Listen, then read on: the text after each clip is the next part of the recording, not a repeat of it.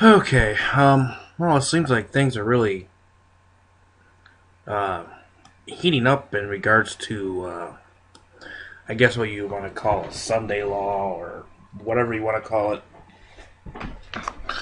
Um, but the thing is with the Sunday law, it's not really that big of an issue. Because, I mean, for those that are Sabbath keepers, which I hope a lot of you are, um, the Sunday versus Sabbath thing is not really in context with the mark of the beast, might have you, but um, the Sunday law alone, um, to me, would just be another day off. Whoop-de-doo, no biggie. Um, uh, but it is an anti-Sabbath law that is the real issue you got to be looking at. And, well, if you know anything about the seven Noahide laws, a Gentile, according to the Jews, according to Judaism and the Talmud, is prohibited to observe the Sabbath. And if you're caught observing it, you are guilty of death. So, obviously, you got the harlot and the beast working hand in hand with this matter. And let's just get down to it. You got a European Sunday Alliance. It's off their website. Welcome to commemorating our new member from Italy. Or Commercio Attivo, our new member from Italy. Commercio Attivo is an association of small and medium-sized enterprises. Its principal objective is to raise awareness of the added value of the local economy, with particular regard to traditional neighborhood business activities and public shops. In the context of this historical culture, environment, and social identities by means of initiatives that promote the natural commercial centers of the city of Campobasso and its province, it represents and protects commercial and artisanal businesses. Yada, yada, yada.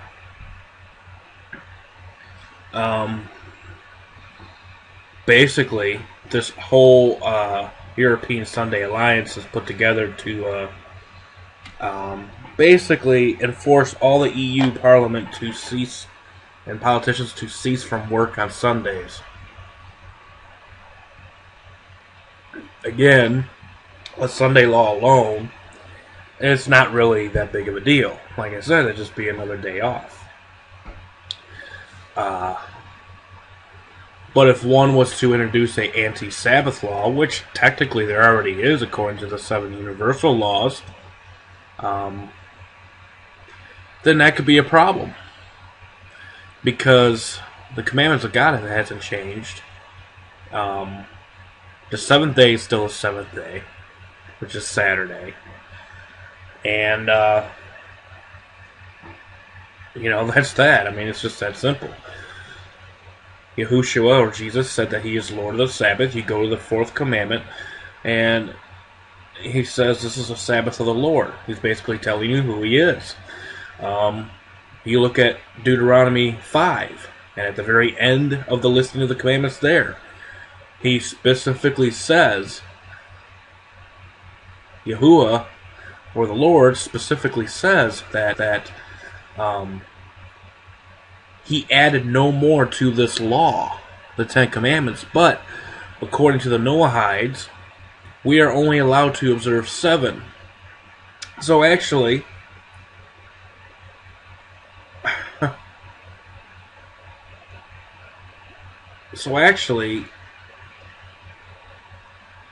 they're basically doing away with the whole commandments by giving the Gentiles one set of commandments and the Jews another set. 2 different laws, when one law is supposed to be for the stranger and Israel within that gates or whatever, how that works, according to Leviticus. Stop Sunday work now, press release 1st March 2013. Now this is very interesting, right here. Habayit Hayudi, this is off of Haaretz, Sunday, March 16th, championing adding Sunday to Israel's weekend.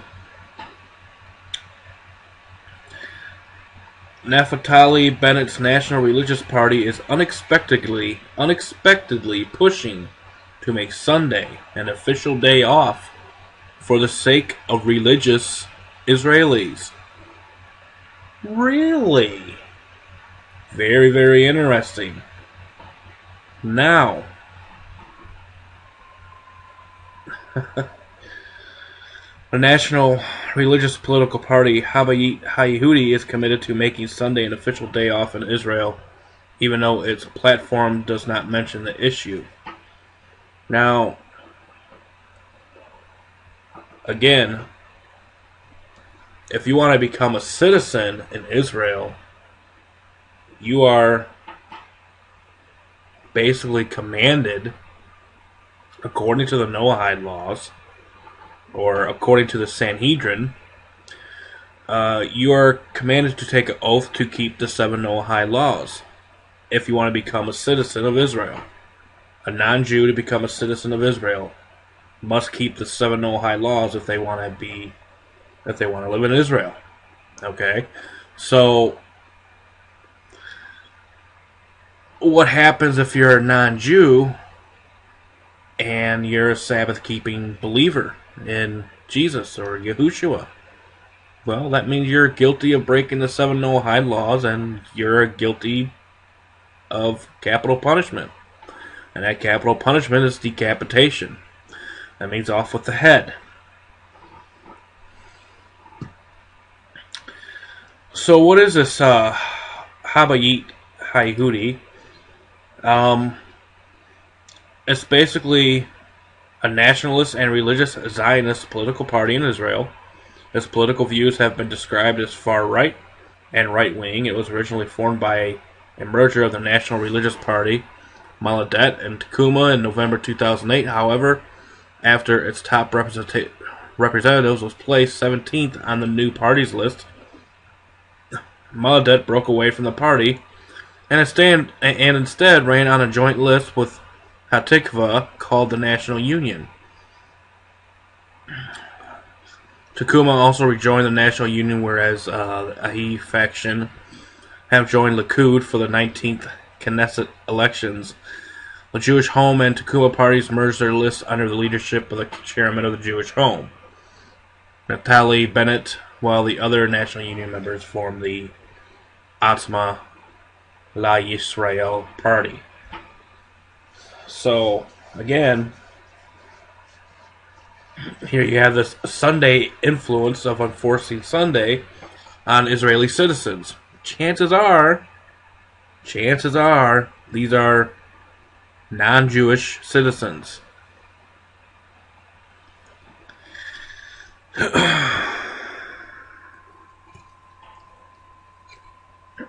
Just because you're coined in an Israeli doesn't mean you're a Jew necessarily.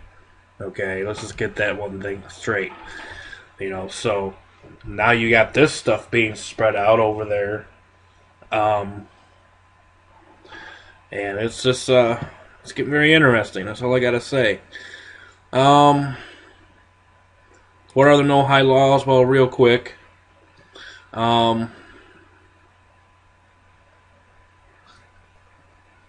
And here's proof of what I just said about to be a citizen of Israel. Well, basically, the 7 Noahide laws are the prohibition of idolatry, which means you shall not worship idols, and you have to believe in only one God, which, believers do believe in one God, but the whole thing is the Jews don't have the understanding of the fact that Jesus Christ is the Word. In the beginning was the Word, and the Word was with God, and the Word was God. And the same was in the beginning, and these types of things. I and my Father are one and the same. Jesus, or Yahushua, Yahuwah, and the Holy Spirit all three offices are one God. Okay? All three offices are part of the Godhead. But if you follow after the Noahide laws, and if you worship Jesus or Yahushua, or whichever name you use, you're guilty of idolatry. Off with the head. Same thing with prohibition of blasphemy, prohibition of murder, prohibition of theft. Nothing about the Sabbath commandment in here. These are just the laws that you for the whole universe. And bear in mind, the word Catholic means universal, so that's something else you want to bear in mind. Okay? And we're going to get into some interesting articles regarding Sunday. So, prohibition of blasphemy, not being able to speak the name. Okay? And establishment of courts of law. So basically, establishing these, a court of law in conjunction with these other 6 laws. Okay? So, yes, and that would include an anti-Sabbath law to the Gentile world. Some modern views hold that penalties are a detail of the Noahide laws, and that Noahides themselves must determine the details of their own laws for themselves. According to this school of thought, see the Rackover law and the Noahides. Noahide laws offer mankind a set of absolute values and a framework for righteousness and justice, while the detailed laws that are currently on the books of the world, states, and nations are presumptively valid. The United States Congress. Okay. The 7 laws of Noah were recognized by the United States Congress in the preamble to the 1991 bill that established Education Day, which is March 26th, by the way, in honor of the birthday of Menachem Mendel Schneerson. That was called No One Rabbi, so I'm not even going to say that. The leader of the Chabad movement, and this is part of the quote of the bill. Whereas Congress recognizes a historical tradition of ethical values and principles which are the basis of civilized society, and upon which our great nation was founded, whereas these ethical values and principles have been the bedrock of society from the dawn of civilization, when they were known as the 7 Noahide laws. Well, I thought our nation was founded on the principles of the Bible. But even that kind of has a little bit of a twist to it. Okay, but anyway, because the 7 Noahide laws isn't mentioned in the Bible. Okay, there isn't a set of laws set for a Ben Noach and another set of laws for the Jews. Alright? It's one law. One set of 10 commandments. That's it. The Israeli Druze in January 2004, the spiritual leader of the Druze community in Israel, Sheikh Muwaffaq Tarif, signed a declaration calling on all non-Jews in Israel to observe the Noahide laws as laid down in the Talmud. So this was signed a declaration. This is already in writing. And expounded upon in Jewish tradition, the mayor of the Galilean city of Shefa Emir, where Muslim, Christian, and Druze communities live side by side, also signed the document. The declaration includes a commitment to make a better, more humane world based on the 7 Noahide commandments and the values they represent, commanded by the Creator to all mankind through Moses on Mount Sinai.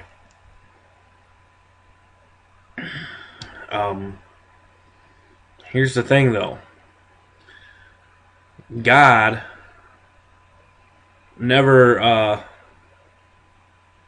commanded Moses to instruct the Gentiles to observe the 7 Noahide laws. Again, this is teachings based off the Talmud, which is also based off the Mishnah Torah, which is the oral interpretations of the Torah itself, and therefore the oral interpretations are placed higher than the Torah. So, in that sense, yeah, according to them, yeah, but according to the Bible, no. Moses did not teach the Noahide laws to the Gentile people or the strangers in the land. Support for the spread of the 7 Noahide commandments by the Jews' leaders reflects the biblical narrative itself. No, it doesn't. The Jews' community reveres the non-Jewish father-in-law of Moses, Jethro, whom Arabs call Shoaib. According to the biblical narrative, Jethro joined and assisted the Jewish people in the desert during the Exodus, accepted monotheism, but ultimately rejoined his own people. In fact, the tomb of Jethro in Tiberias is the most important religious site for the Jewish community. Jesus said Moses wrote about him, and he is the Alpha and the Omega, the beginning, the end, the Creator, the Word made flesh. Okay, so yeah, it is monotheism. We only believe in one God. It's not a Trinitarian doctrine. I know it's kind of hard to comprehend that, but when you put the aspects in, the fact that the 3 offices, it's the Father. Yes, they're separate, but they're the same. There's no difference between the 3, Father, Son, and Holy Spirit. Okay? There's no difference at all. Here's the actual bill. 102nd Congress of the United States of America at the first session. Begun and held at the city of Washington on Thursday, the 3rd day of January, 1991 or 1991, joint resolution to designate March 26, 1991 as Education Day. Whereas Congress recognizes a historical tradition of ethical values and principles which are the basis of civilized society and upon which our great nation was founded. Whereas these ethical values and principles have been the bedrock of society from the dawn of civilization, when they were known as the 7 Noahide laws. Okay? So, are the Jews, I'm talking about the unconverted Jews, mainly the religious ones, the Pharisees, the modern day Pharisees and Sadducees and these types of things, and the leaders, are they actually happy with with Rome enforcing the Sunday law? You would think so, right? Sure, why not? Because obviously they're going by the 7 Noahide laws. All you got to do is look at Vatican Council II. The reunification of Jews and Christians as all one. But that's not the case if they don't accept the Messiah. Now,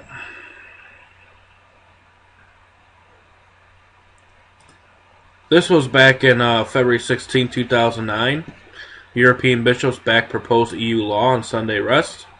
The Secretariat of the Commission of the Bishops' Conferences of the European Community has welcomed a proposed EU law that will safeguard Sunday as a day of rest from work. And like I said, hence you have movements like this, the European Sunday Alliance, and these types of things. This is from Catholic News Agency, February 16, 2009.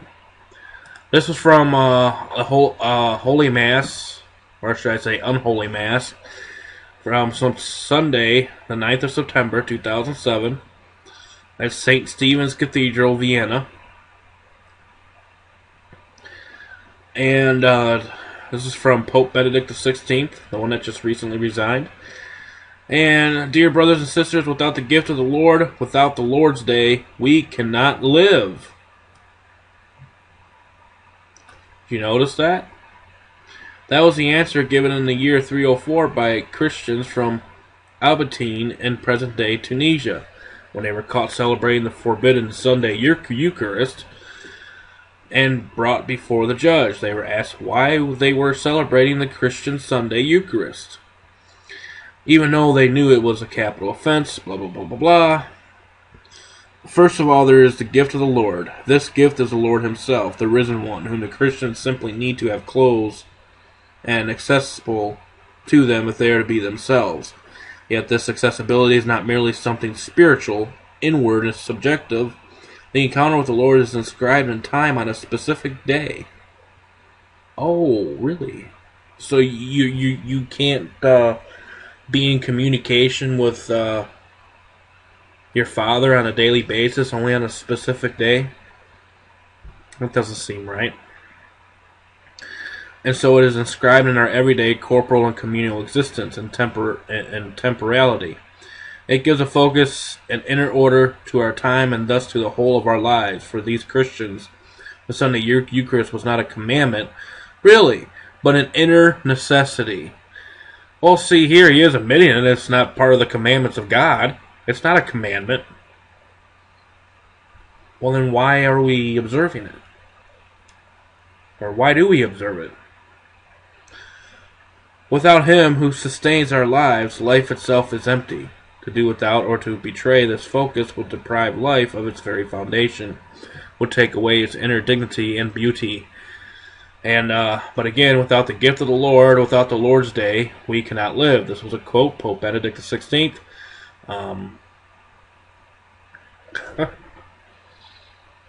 So with that quote alone, he's basically right. Because if you're caught worshiping on the Sabbath, or if you're caught observing the Sabbath, according to the Noahide laws, you're guilty of death by capital punishment, by decapitation. Off with the head. A little bit further down, I just took a screenshot of this same article. We read, because Sunday is ultimately about encountering the risen Christ in word and sacrament. Its span extends to the whole of reality. The early Christians celebrated the first day of the week as the Lord's Day. The early Christians celebrated the first day of the week as the Lord's Day. That's not necessarily true, because it was the day of the resurrection. Yet very soon the church also came to realize that the first day of the week is the day of the dawning of creation. Really? The day on which God said, "Let there be light." Oh, really? So we take... So on the seventh day God rested and sanctified that day, because he rested from his creation. He rested from his work that he created the earth in 6 days, to celebrating or observing the first day of the week, Sunday, because of Genesis 1:3 with that little quote, "Let there be light."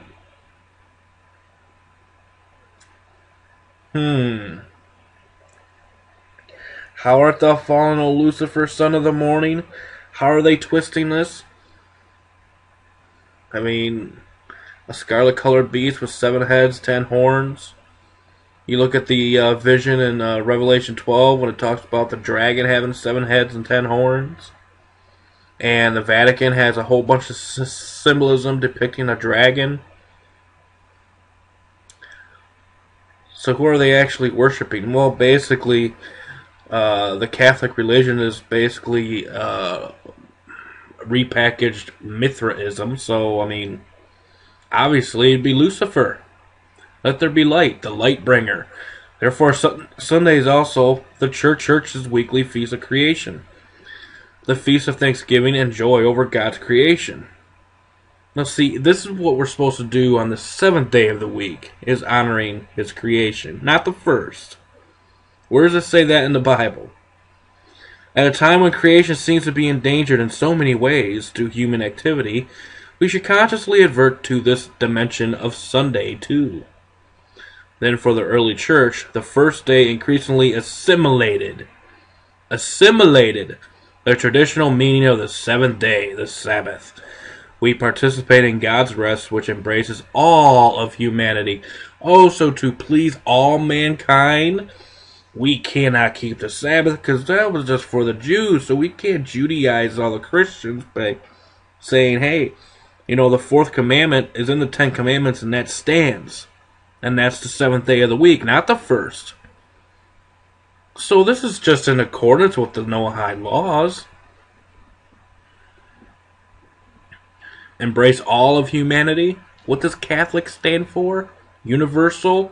What are those 7 laws? Universal. Thus we sense on this day something of the freedom and equality of all God's creatures. It gets better. I have another one for you. This was even further down in the same article. Without the Lord and without the day that belongs to Him, life does not flourish, while all His creation belongs to Him, not just a day of the week. Sunday has been transformed in our Western societies into the weekend, into leisure time. Leisure time is something good and necessary, especially amid the mad rush of the modern world. Each of us knows this. Yet if leisure time lacks an inner focus, an overall sense of direction, then ultimately it becomes wasted time that neither strengthens nor builds us up. Leisure time requires a focus, the encounter with Him, who is our origin and goal. My great predecessor in the See of Munich and Freising, Cardinal Faulhaber, once put it like this: give the soul its Sunday, give Sunday its soul. Well, that's a little haunting, isn't it? Give the soul its Sunday, give Sunday its soul. End of quote. Wow. So, here we have an aspect of worshiping the creation rather than the Creator. Talk about putting one day above another. And that goes for the seventh day too. Because, the thing is you got seventh day Sabbath keepers. You got Sabbath keepers that basically do the same thing as the Sunday keeping people, where they just take one day out of the week and rest and, have their fellowship, and then they go on living in sin the rest of the week, come back again the following week. Whereas every day is you're supposed to be putting death to deeds of the flesh. That's what that really is saying when it's talking about not putting one day above another.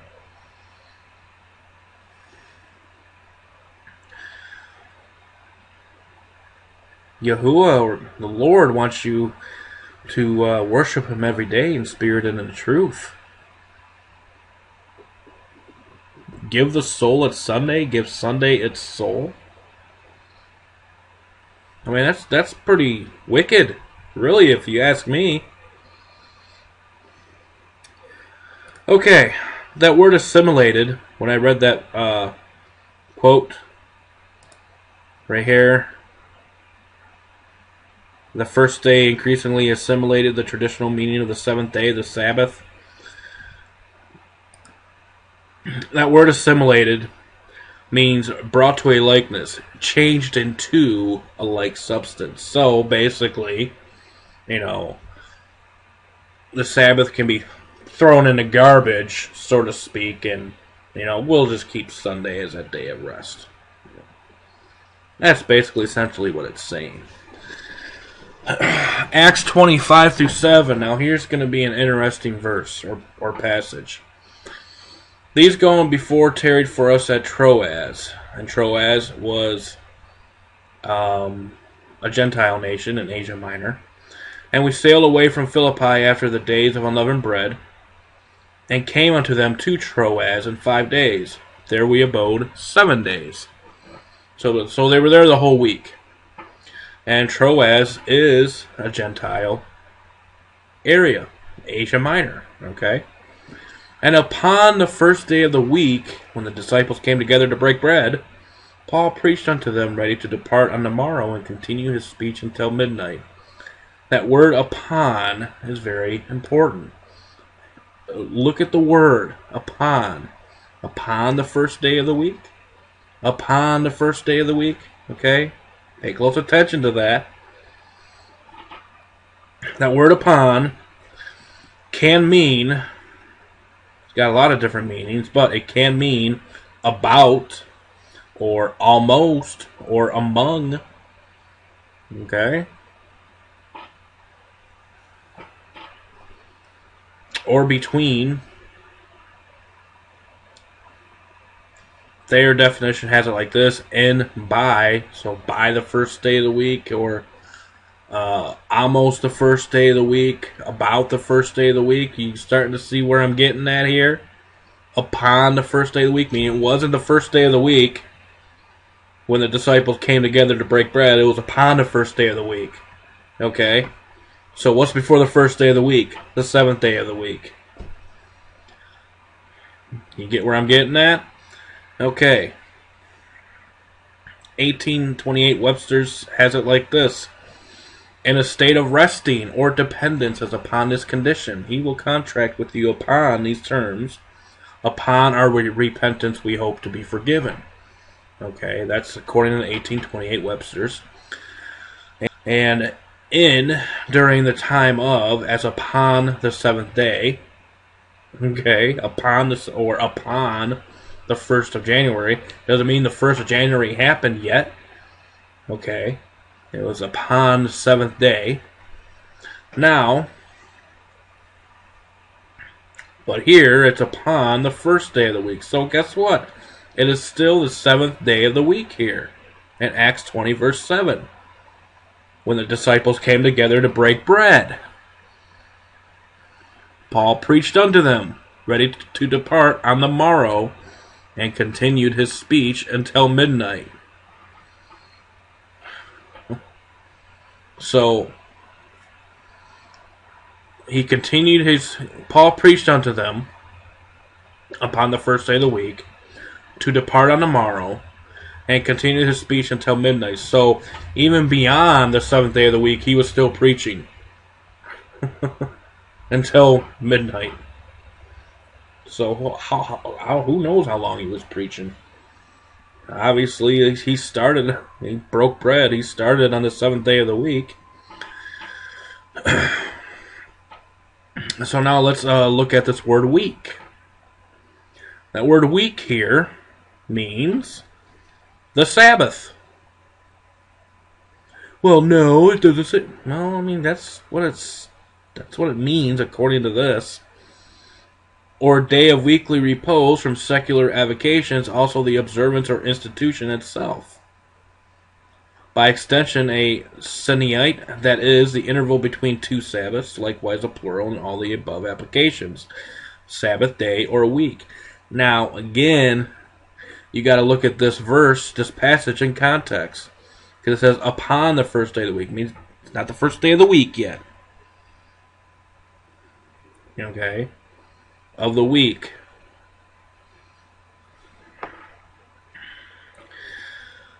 So,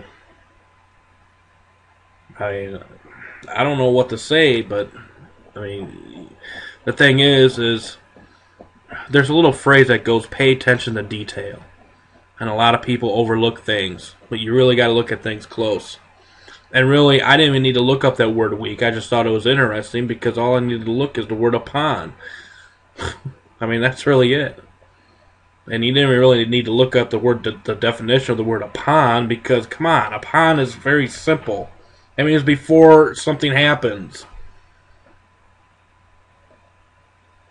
But people will just throw something at you and just twist everything like a simple word as this. And this was a Gentile place. So don't go and tell me that they were keeping Sunday in places like Asia Minor and these types of things. As a matter of fact, yes, the Sabbath is hardly mentioned. Actually, it's not mentioned really at all, except maybe Colossians 2:16 and these types of things. And, except for that, after the book of Acts, it's not really mentioned. Why is it not really mentioned? Probably because it wasn't really an issue back then, as it is now. You ever think about that?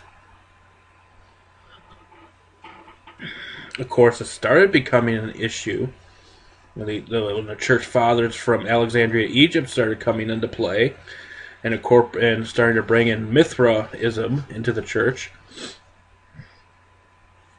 Thayer definition has it like this: the seventh day of each week, which was a sacred festival on which the Israelites were required to abstain from all work. And guess what? If you accept Christ, then are you Abraham's seed and heirs according to promise? So therefore you're grafted into the house of Israel. Okay? Salvation is not of works. You are not justified by the deeds of the law, but works follow salvation. And faith without works is death. Is dead. Okay? But this isn't trying to earn your way into heaven. It's just simply you want to obey Jesus Christ. You want to obey the Lord. You want to obey Yahushua or Yahuwah, whichever name you decide to use. And this one here is very simple. And when the Jews were gone out of the synagogue, the Gentiles besought that these words might be preached to them the next Sabbath. Gentiles. Okay? Non-physical, literal Jews. Or the uncircumcision. Gentiles. So even they met in the synagogues to hear, well, Paul and Barnabas, because that's who was preaching. Now when the congregation was broken up, many of the Jews and religious proselytes followed Paul and Barnabas, who, speaking to them, persuaded them to continue in the grace of God.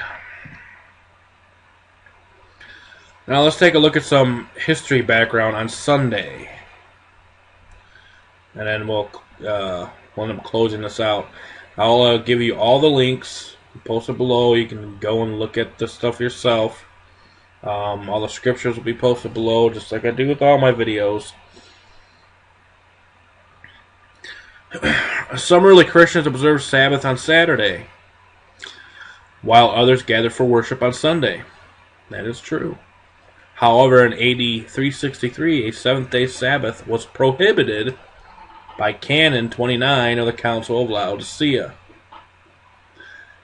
Very interesting, because doesn't it say, according to the church at Laodicea in the last days, that because you say you are increasing goods and in need of nothing, you can make any kind of laws you want. You can take away as much laws as you want.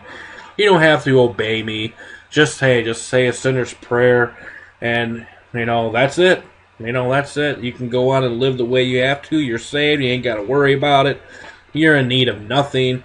But don't you know that you're poor, miserable, wretched, blind, and naked?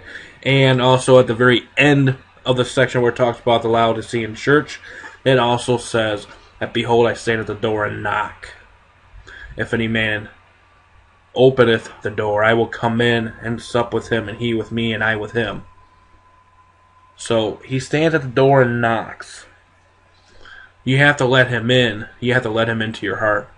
And that is by repenting, by turning around, by turning from your sin, and trying to live a righteous life according to what the scriptures say, according to the Word of God. Okay? And that is conversion, and that is salvation. Believe in the name of the Lord Jesus Christ, and thou shalt be saved. Confess with your mouth, and believe on Him. That's the simple message of salvation. Okay? So no, it's not by works that you're saved. But works does follow salvation. But don't use works to think you're going to be justified, which a lot of people do, because God's not going to be a respecter of persons. He knows your heart. But anyways, that's kind of interesting how this happened in AD 363. See, this was after Constantine, by the way. Constantine just made a Sunday law, which, like I said, is like, okay, sure, okay, I have another day off of work. Whoop-de-doo.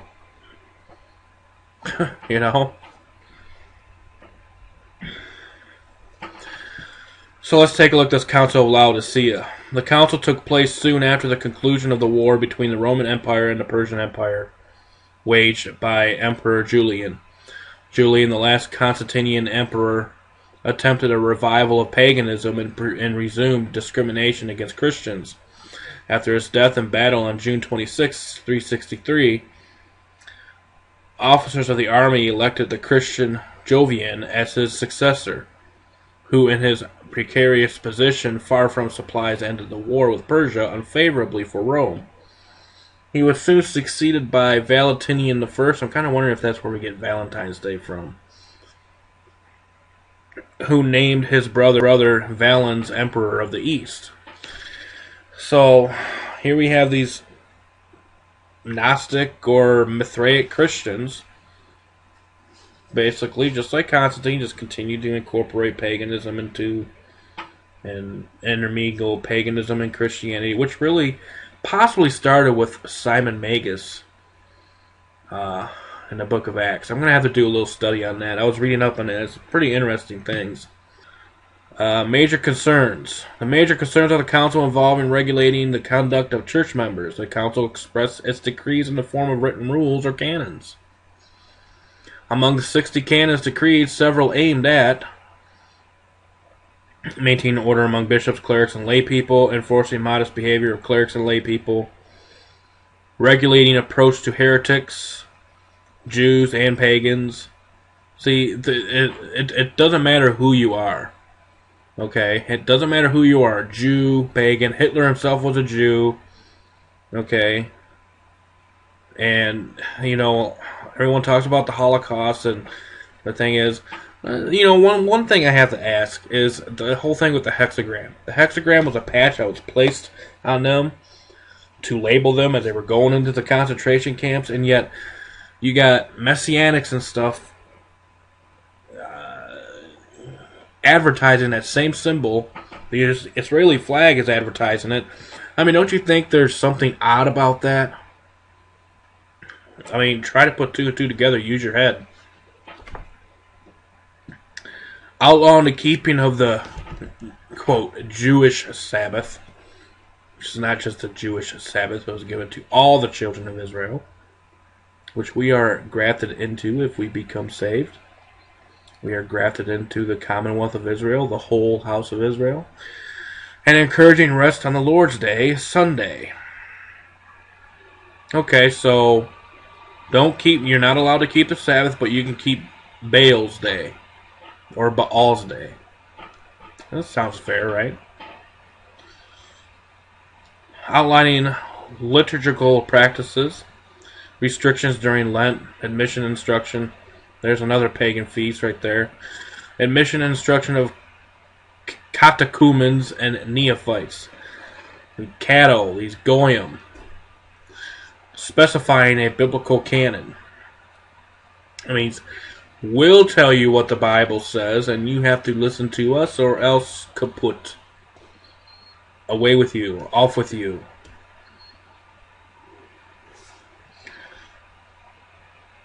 So, back to Sunday. The ancient Romans traditionally used the 8-day non-denial cycle, a market week. But in the time of Augustus, the 7-day week also came into use. The 2 weeks were used side by side until at least the calendar of 354, and probably later, despite the official adoption of Sunday as a day of rest by Constantine in AD 321. Like I said, the anti-Sabbath law didn't happen until around 360. Okay? Pay attention to this. Mithraism kept Sunday holy in honor of Mithras, and Mithraism is basically the rival of Christianity. That was your counterfeit Christianity. That's probably your doctrine of the Nicolaitans. On 7 March 321, and this is what Constantine incorporated into Christianity, is Mithraism. And what we have now is Catholicism. It's the same thing. Ain't nothing new under the sun. They just took it and changed the name around. Mary is the same thing as Isis. Isis Horus Set, IHS. It doesn't stand for in his service. Constantine I, Rome's first Christian emperor, see Constantine I and Christianity, decreed that Sunday would be observed as the Roman day of rest. And Rome is the final beast empire, by the way. It is said that never would be conquered. Divided, yes, but not conquered. On the venerable day of the sun, this is a quote from Constantine, let the magistrates and people residing in cities rest. Woohoo! You get a day off. That's how I would look at it. And let all workshops be closed. In the country, however, persons engaged in agriculture may freely and lawfully continue their pursuits, because it often happens that another day is not so suitable for grain sowing or vine planting. Unless by neglecting the proper moment for such operations, the bounty of heaven should be lost.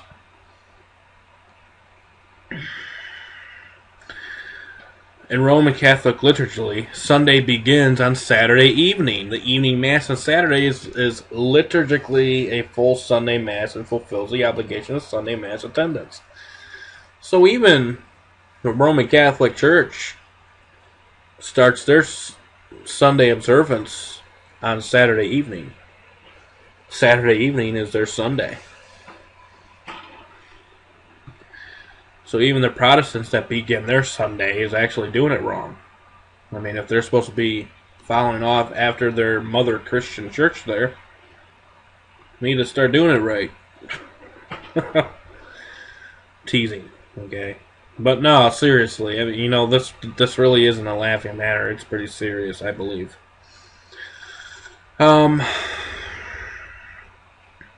English term or phrase, Sunday, Latin translation, Dia Solis. And this goes in the influence of the weeks. Chaldeans, Christians, and Jews slowly made itself felt in the Roman Empire, and elements of the systems were probably merged. The planetary week was at first preeminent, and the use of planetary names based on names of pagan deities continued even after Constantine. So, basically, what it was is, instead of calling it the first day, second day, third day, we had all these religious gurus that decided to incorporate their pagan gods, including the Jews, because they incorporated their Babylonian mysticism after their exile from Babylon, and just a titled, you know, days of the week as pagan gods. Sun's Day, Dia Solis is Sun's Day, Saturday is Saturn's Day after the god Saturn, and you know, so on and so forth. You know, Thursday, Thor's Day. It really has no relevance. It's just stupid pagan language. You know. But, well, I mean, perfect example. One of the months in the Hillel calendar that Jews keep has the sun god Tammuz mentioned in it. Where do they get that from? From Babylon. Okay. So, again, Gentiles may not be taught Torah. The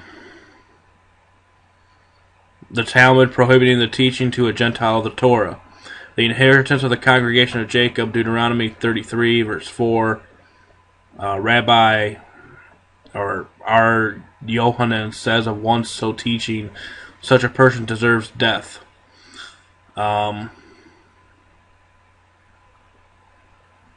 For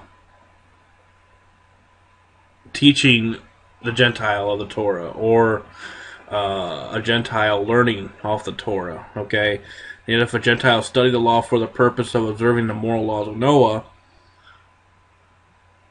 Meir says he is as good as a high priest, and quotes, "You shall therefore keep my statutes and my judgments, which if a man do, he shall live in them." The text does not specify an Israelite or a Levite or a priest, but simply a man, even a Gentile. In other words, basically, you can study the Torah, but you're not supposed to be observing any of what the Torah says, just the 7 Noahide laws. That's basically what they're saying. Resh Lakish said, quote, this is D278. Again, this is off Jewish Encyclopedia. You can go here and look at this yourself. I'll post a link below. A Gentile observing the Sabbath deserves death, Sanhedrin 58b in the Talmud. This refers to a Gentile who accepted the 7 laws of the Noahides, inasmuch as the Sabbath is a sign between God and Israel alone, or the Jews, basically. And it was probably directed against the Christian Jews who disregarded the Mosaic laws, and yet at that time kept up the observance of the Jewish Saturday.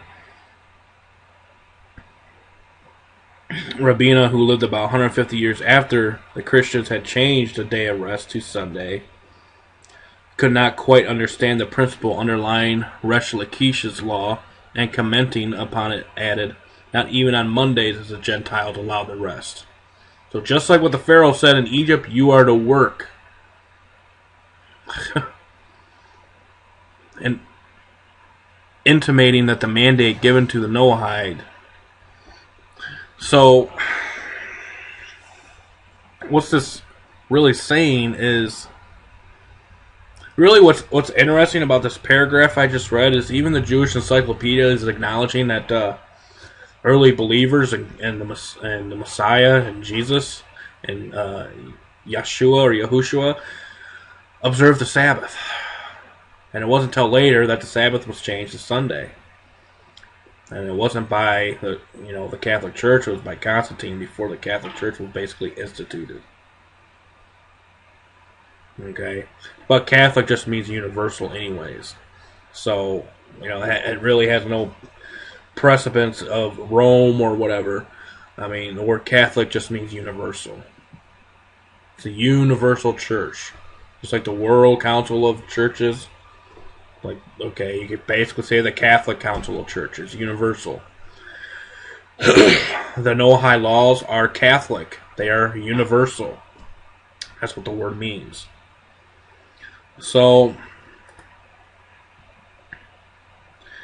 and Revelation 17:15 and 16 says, "And he saith unto me, the waters which thou sawest where the horse sitteth are peoples, and multitudes, and nations, and tongues.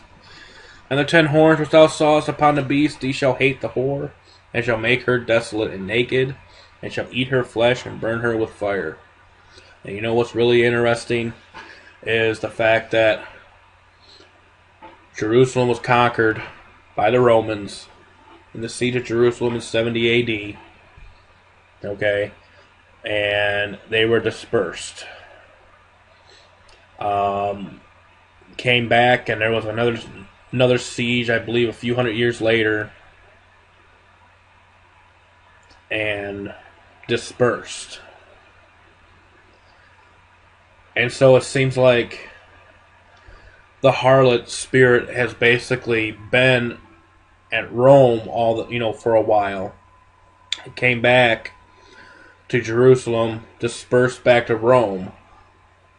Because it seems like these kings, kind of made war with this harlot over time, but at certain times they were in unison. And just like what we have in Vatican Council II, and now you have the establishment of the State of Israel and Jerusalem, which is the mother of harlots, the great whore, the great city, which is spiritually called Sodom and Egypt, where also our Lord was crucified. And that city alone is responsible for probably the most amount of bloodshed in its history.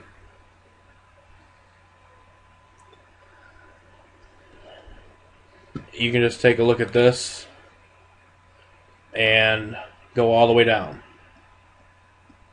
And this has a greater history than the Roman Catholic Church. And then over and over again it talks about how Jerusalem played the harlot, and but Rome itself is not the harlot, okay?